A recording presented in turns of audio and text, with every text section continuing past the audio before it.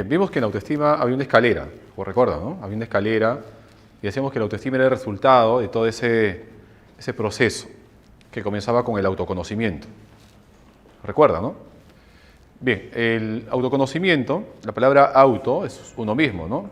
Conocimiento implica saber acerca de sí mismo. Se entiende como un proceso, como resultado de un proceso reflexivo que la persona hace de sí mismo, pero como un todo, como un análisis, ¿no? Como una mirada hacia adentro, hacia su persona, para poder conocer sus atributos, sus condiciones favorables, ¿no? Su tipo de pensamiento, su mentalidad. Este proceso implica obviamente el uso de la introspección. ¿Se acuerdan que era introspección, no? Intro, dentro, ¿no? Inspección es evaluación. Entendido como un autoanálisis, como una automirada, ¿no? Mirarse hacia sí mismo, es como que tus ojos agarras, los volteas y ves hacia ti mismo, ¿no? Eso implica justamente el instrumento que vamos a usar para poder conocernos a nosotros mismos. Se entiende entonces que el autoconocimiento, como parte de la autoestima, es un proceso reflexivo, consciente y reflexivo, mediante el cual la persona toma conciencia de quién es, toma conciencia de sí mismo, como un todo, como un ser integral, ¿no? Y esta evaluación que se hace a través de la introspección involucra un conocimiento y un análisis de todas sus cualidades y características, tanto físicas, mentales como cognitivas y sociales. Es decir, que este proceso reflexivo, ¿no? Se hace a través de un todo, como un todo. ¿De qué? Hay que evaluar qué. Hay que reflexionar sobre qué. Hay que pensar sobre qué. Sobre tus motivaciones.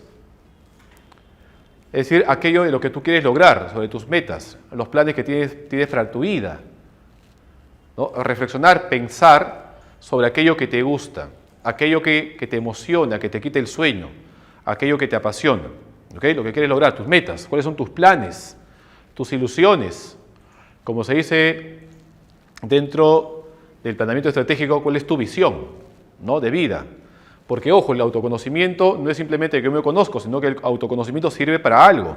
Da coherencia a nuestra vida, nos da un norte, da consistencia, porque a medida que uno se conoce, pues obviamente puede elegir, ¿no? Cuáles son sus, de repente, planes o qué carrera encaja mejor de acuerdo a esas características que tengo.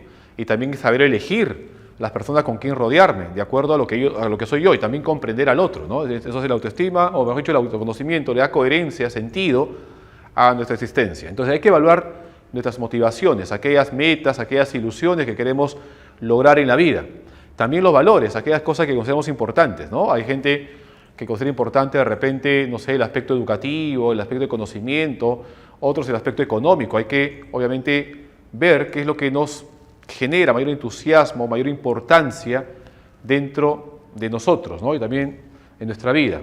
Y las aptitudes, que son ciertas condiciones, talentos, habilidades, destrezas que tenemos. Porque cuando pregunta a las personas cuáles son tus fortalezas o cuáles son tus puntos buenos, generalmente encuentra uno, máximo dos. Pero cuando le pregunta cuáles son tus partes negativas, dime 5, sacan como 10. Porque la gente está acostumbrada a pensar de forma negativa sobre sí mismo, sus metas, sus logros, no lo considera valioso, ¿no? Y eso también, pues obviamente hay que conocerlo, hay que reflexionar sobre eso, ¿no? Tus aptitudes, tus talentos, tus competencias, tus habilidades, destrezas. Como dice por ahí, la ciencia dice que nacemos con 5 talentos, ¿no? Todo el mundo nace con talentos. El problema es que no lo conocemos. El talento es aquello que tú haces con tanta facilidad que no lo consideras un talento. De repente hablas tan fácil, para ti te resulta tan fácil hablar, como es tan fácil para ti, natural hablar, considera que no es un talento. Pero no todo el mundo habla bien, no todo el mundo habla con elocuencia, no todo el mundo utiliza las palabras correctas para poder expresar, ¿no? Lo que siente, lo que piensa. O de repente dibujas tan bien que para ti dibujar no es nada, pero no todo el mundo dibuja tan bien. O juegas pelota o te haces amigo con facilidad. ¿Se dan cuenta? No todo el mundo hace amigo con facilidad, no todo el mundo le cae bien o cae bien a la gente, ¿no? ¿Se dan cuenta? Esos son talentos. Pero la forma como se combinan estos talentos son diferentes. También hay que analizar un poco nuestra personalidad, aquellos rasgos de carácter, ¿no? De temperamento, nuestra impulsividad, cómo somos. Somos renegones, somos vengativos, de repente somos débiles, nos sometemos, hay que someter pues obviamente a un análisis, a una reflexión, estas características de nuestra personalidad, y también hay que analizar por ahí nuestra vocación. La palabra vocación se entiende como un llamado, es algo interno, que no es que lo aprendas, sino que naces con eso, nacemos y está con nosotros 24/7. No es que yo terminé la secundaria, ahora que estudio, ¿cuál será mi vocación? No, la vocación está siempre en nacimiento. ¿Por qué elegiste este juguete y no el otro? ¿Por qué preferiste estas personas y no otros? Tú simplemente eliges, tú simplemente te comportas, a ti te gusta tal curso, pero no sabes por qué, simplemente lo haces, pero tu cerebro sabe por qué lo hace y te dice, espérate un tantito, ya tú nomás eliges, tú nomás juegas con esto, ya más tarde te das cuenta de por qué elegiste a esta persona como amigo, por qué este juguete y no el otro, y por qué te gustan tales cursos y no otros, por eso tiene que ver con tu vocación. Una parte interna que ha determinado de qué te gustaba hablar, qué mirabas, de qué conversabas, ¿no? Hay que analizar también este aspecto que es muy importante dentro de la vocación, pero no hay que confundir vocación con profesión porque la gente confunde vocación con profesión. Y el problema está justamente cuando uno se fija en la profesión y deja de lado la vocación. Cuando uno acaba la secundaria, dice que voy a estudiar, ¿no? ¿Qué profesión? A ver, esta universidad me ofrece tales carreras, estudiar esto, pues. O sea, uno elige una carrera porque la universidad te pone esa carrera, pero de repente esa carrera no va contigo. Y el problema está de fijarnos en la profesión y no en la vocación. La vocación es algo que está contigo, que te ha llevado a preferir ciertas cosas, ¿no?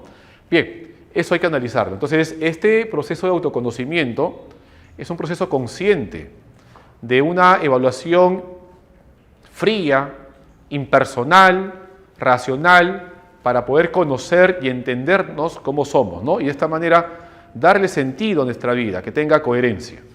¿Cuáles son estas dimensiones que hay que evaluar dentro del autoconocimiento? Pues obviamente hay que evaluar nuestra parte afectiva, nuestra parte emotiva, ¿no?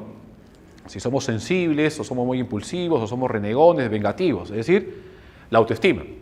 ¿Qué es la autoestima? Habíamos que la autoestima era el grado de aprecio o rechazo que uno se tiene a sí mismo, ¿no? Se comparaba con esta persona que se ve en el espejo, y si lo que veía en el espejo le gustaba, se decía que tenía una autoestima, ¿no? Adecuada. Y si lo que veía en el espejo no le gustaba, se decía que tenía una autoestima baja. Y si de repente lo que veía en el espejo no era lo que reflejaba realmente cómo es, que él era mejor, mucho más bello, ese era una autoestima pues exagerada. Entonces la dimensión del autoconocimiento tiene que ver con la autoestima, con el grado de aprecio, de aceptación o de rechazo que uno tiene hacia sí mismo.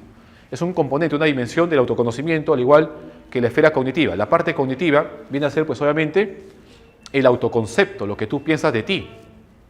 ¿Cómo te consideras? Si tú te consideras una persona capaz, actuarás como capaz. Te consideras una persona incapaz, actuarás como incapaz. Porque mucho depende de la forma que hoy piensas. Porque tú sabes que la mente, el pensamiento es poderoso. Así de poderoso es la mente. Lo que tú piensas desencadena una emoción. Y toda emoción se expresa a través de una conducta. Si tú cambias tu manera de pensar, cambias tus emociones. Y por lo tanto, cambia tu conducta. Si yo pienso negativamente, desarrollaré, expresaré una emoción negativa, y esta emoción negativa me va a llevar a mí a desencadenar un comportamiento negativo, destructivo. Si pienso positivamente, tengo pensamientos agradables, placenteros, voy a expresar, voy a sentir una emoción placentera, agradable, y esto se va a expresar en una conducta también agradable o positiva. Entonces vemos que el autoconcepto tiene dos dimensiones, la parte afectiva que tiene que ser la autoestima y la parte cognitiva, la parte del pensamiento que viene a ser el autoconcepto. ¿Ok? Dentro de este conocimiento, este proceso reflexivo que haces contigo mismo, puedes llegar tú a tres conclusiones. O se pueden dar tres formas de comunicación consigo mismo. ¿Ok? Hay gente que obviamente no se conoce, que no sabe cómo es, que no sabe cómo va a reaccionar frente a determinada situación. Y si no se conoce, entonces no se va a entender. Y si no me conozco y no me entiendo, pues obviamente tampoco voy a conocer ni entender al otro, porque usted sabe que todo parte de uno. Para encontrarme contigo, primero tengo que haberme encontrado conmigo mismo. Y para aceptarte a ti, primero tengo que haberme aceptado a mí. Y para ayudarte a ti, primero tengo que haberme ayudado. Hay gente que quiere ayudar estando mal. Si yo quiero ayudarte, primero tengo que sanar mi herida, ¿no? Sacar mi basura, haber superado ciertos traumas que he tenido. Para poder ayudar, ¿cómo un traumado puede ayudar a otro traumado? No se puede, pues. Por eso hay que sanar, ¿no? Y esto es justamente el proceso de autoconocimiento, nos va a ayudar a eso, a encontrarnos, a conocernos, para luego más adelante tratar de aceptar lo que tenemos y poder superar también ciertos traumas, dificultades. Entonces, la postura de comunicación consigo mismo puede ser que la persona se desconozca, que no sabe cómo es, que no sabe quién es, que no sabe cómo va a reaccionar. Por lo tanto, no se conoce ni tampoco se entiende. Y puede haber otra postura también que es el rechazo, que no se gusta cómo es y que no se acepta. O también puede ser darse el caso que sí se conoce y que se acepta, ¿no? Esto es justamente la parte del autoconocimiento, pero también sabemos que el ser humano, pues obviamente no vive solo. Somos seres gregarios, seres sociales por naturaleza, y lo que nosotros sentimos y pensamos y hacemos impacta en el otro. Es por eso que se habla justamente de los estilos de comunicación con los demás, ¿no? Que pueden ser pasivos, agresivos, asertivos, o de repente una combinación entre pasivo y agresivo, ¿no? Eso lo veremos en el siguiente tópico, ¿no?